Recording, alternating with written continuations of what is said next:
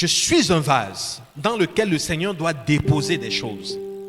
Nous sommes chacun d'entre nous, c'est-à-dire un vase, et pour que nous puissions recevoir des choses de qualité, il faut également que nous ne puissions pas accepter n'importe quoi en nous.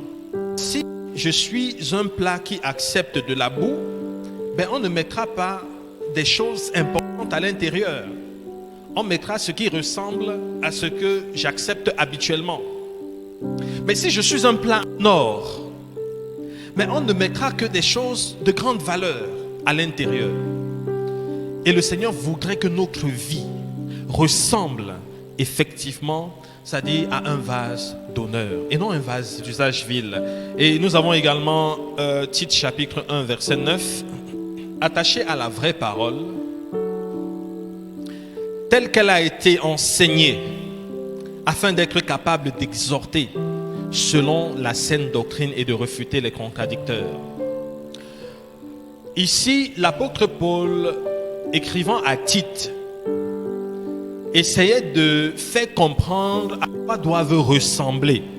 C'est-à-dire, quand on parle d'un chrétien qui doit pouvoir transmettre aux autres chrétiens, un chrétien qui est appelé à pouvoir, c'est-à-dire impacter aussi la vie des autres, il doit pouvoir avoir certaines qualités. Et ici, dans Tite, chapitre 1, verset 9, il dit, la qualité ici, c'est qu'il doit être attaché à la vraie parole. Pas n'importe quelle parole, mais attaché à la vraie parole, telle qu'elle a été enseignée.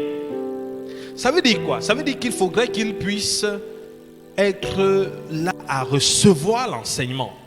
Ça veut dire qu'il faudrait qu'il reçoive l'enseignement pour pouvoir transmettre également l'enseignement tel qu'il l'a reçu, afin d'être capable d'exhorter selon la saine doctrine et de refuter les contradicteurs. Alors, le chrétien qui ne reçoit pas d'enseignement sera incapable de défendre la vérité. Quand il sera en face des contradicteurs, il sera incapable de justifier la vérité parce qu'il ne la reçoit pas. Il ne reçoit pas d'enseignement. Donc, nous avons le devoir, en tant que croyants, c'est-à-dire de nous disposer, c'est-à-dire à pouvoir recevoir l'enseignement, de pouvoir l'intégrer en nous afin de pouvoir la transmettre. Ça, c'est une autre caractéristique du disciple qualifié que le Seigneur veut.